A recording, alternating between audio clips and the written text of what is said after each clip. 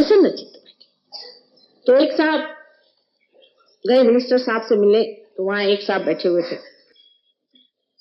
तो वो खूब कूद रहे थे। इनके समझ में नहीं आया। इनका साहब मतलब क्या, आपको हो क्या गया? कल आपको पता नहीं मैं पिए हूं? कहा अच्छा मुझे नहीं पता था आप पिए हुए हैं, माफ कर दीजिए।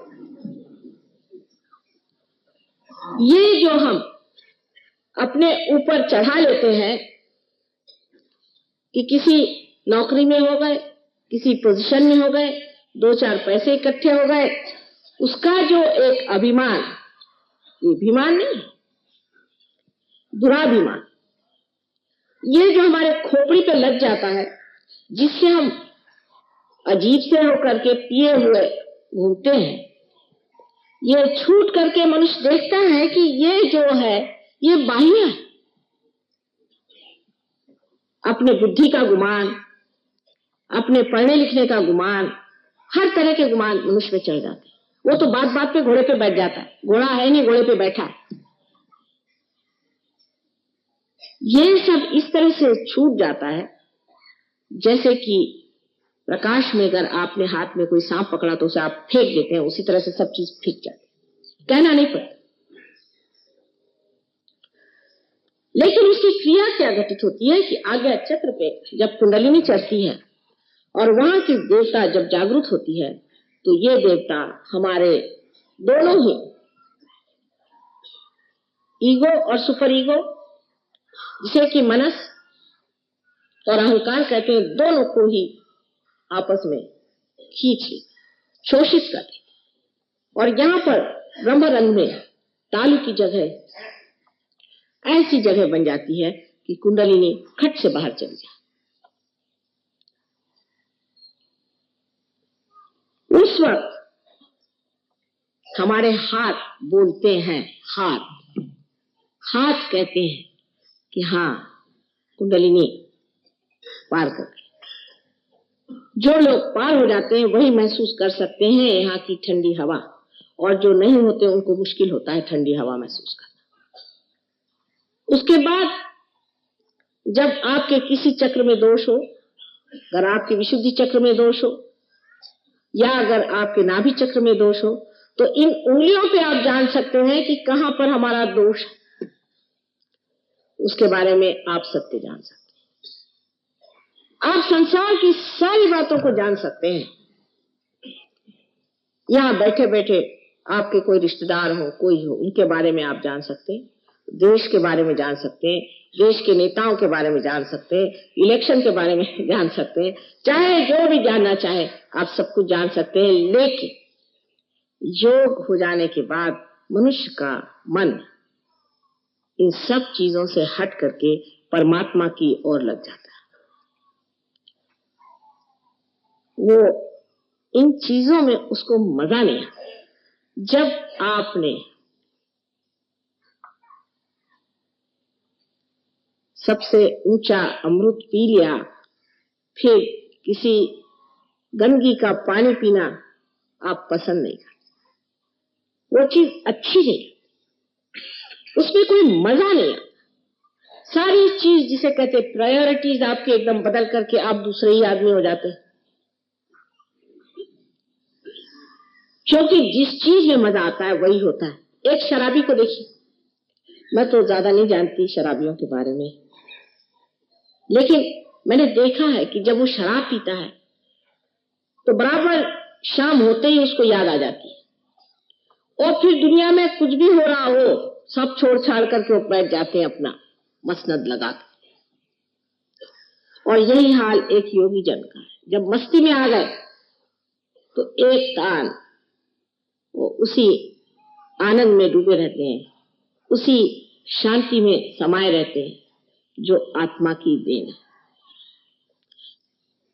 महाराष्ट्र के एक बड़े भारी कवि नामदेव, उनकी कविताएं ग्रंथ साहब ने, गुरु नानक साहब ने बड़े प्रेम से मराठी ही भाषा में लिखी है। उसमें की एक कविता बहुत सुंदर है, जिसमें लिखा है कि एक छोटा बच्चा पतंग उड़ा रहा है। उसमें शब्द भी मराठी का है कि भरारी गगनात, माने ये कि जो आकाश में भरारी को पता नहीं क्या शब्द होगा, कि जो आकाश में घूम रही है और लड़का जो है वो खेल रहा है, वो सबसे बातचीत कर रहा है, हंस रहा है, लेकिन उसका चित्त पूरा उस पतंग की ओर है।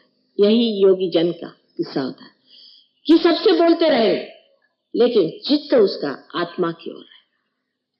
दूसरी उन्होंने जो कविता की पंक्ति है उसमें लिखा है कि औरतें हैं, पानी घड़े में लेकर जा रही हैं, 4-4 घगरियां सर पे रखी हुई हैं, जल्दी जल्दी जा रही हैं और आपस में मजाक भी हो रहा है, हंसी भी हो रही, बातचीत भी हो रही है, लेकिन सारा चित्त उनका अपनी घगरी पर। और तीसरा उन्होंने कहा कि एक माँ है, अपने बच्चे को गोद में लेकर के सारा काम कर रही है, घर का सारा काम कर रही है, सारा संसार का वो काम कर रही है, लेकिन उसका चित्त पूरी समय अपने बच्चे पर। यही कुंडलिनी, इसका सारा चित्त आप पर लगा हुआ, सारा विचार इसका आपके ऊपर में, और इतनी उत्सुक और उत्कंठा से इंतजार कर रही है कि कब मेरा बेटा इस और आएगा जहां वो अपने पुनर्जन्म को प्राप्त करे। उसको और कोई दुनिया की चीज नहीं चाहिए। उसका जब तक ये कार्य पूर्ण नहीं होता तब तक ये शुद्ध इच्छा जो आपके अंदर सुप्तावस्था में है उसको चैन नहीं। वो ढूंढती फिरेगी, इधर जा उधर जा, जंगल में जा, पैसे में खोज, उसमें खोज। आप जो जो गलतियां करेंगे बेचारी उससे आहत होती जाएगी, पर अंत में वो बैठी रहेगी कि एक दिन ऐसा जरूर आएगा जिस दिन सुबुद्धि से मेरा बच्चा इस योग को प्राप्त करे। तो आप आत्मा का जो स्वरूप है उस सत्य को जानते। जैसा मैंने आपसे बताया कि संसार में 3 तरह के लोग होते हैं। एक तो तामसिक लोग जो कि झूठ को ही सत्य मान के उसके पीछे में अपनी जिंदगी बर्बाद करते थे, और दूसरे राजसिक कि जो झूठ और सच दोनों का फर्क ही नहीं जानते, उनको कोई चीज में गलती नजर नहीं आती। और तीसरे सात्विक होते हैं जो सत्य को पहचानते चलते हैं। लेकिन जब आप योगी जन होते हैं तो सिवाय सत्य के आप कोई चीज को पकड़ ही नहीं सकते, अछूत।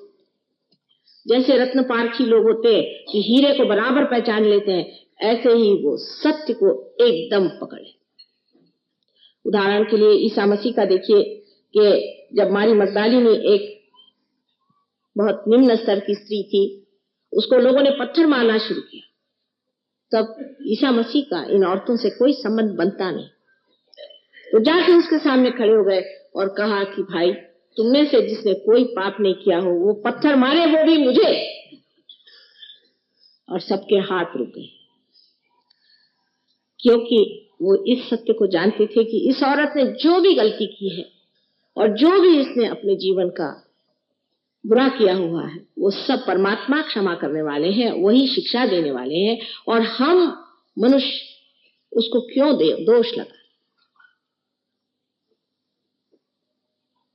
जिसने सत्य को जाना वो असत्य के पास कैसे खड़ा रह सकता है, आप ही बताइए। अगर आपने प्रकाश में कोई चीज देख ली तब भी क्या आप खाई में कूदेंगे? जिस प्रकाश में आपने देख लिया कि इससे मेरा पूरा नुकसान होने वाला है, मुझे पूरी तरह से तकलीफ होने वाली है, फिर आप क्या ऐसा कहेंगे कि आप बैल मुझको मार?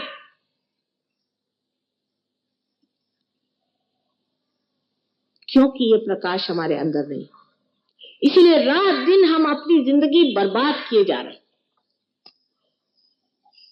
कोई कहता है कि अपने देश की हालत ठीक हो जाएगी, आप पैसा दे दीजिए, 100 रुपया आप किसी को दीजिए, वो शराब के गुत्ते पे सीधा चला जाए। आप किसी को पोजीशन दीजिए, जैसे मैंने कल धोबी का किस्सा बनाया था। आप किसी भी विद्वान को आप बड़ी नौकरी दे दीजिए या किसी सत्ता में भेज दीजिए, उनकी खोपड़ी एकदम उल्टी बैठ जाए। सत्ता को भी कोई झेल नहीं सकता, संपत्ति कोई झेल नहीं सकता, स्वतंत्रता को भी नहीं झेल सकता। ये तो मनुष्य की दशा है। तो फिर सोचना चाहिए कि इससे कोई ना कोई ऊंची दशा होगी जहां इन सब चीज का भोग मनुष्य ले सकता है, और भोग तभी ले सकता है जब वो सत्य में खड़ा हो।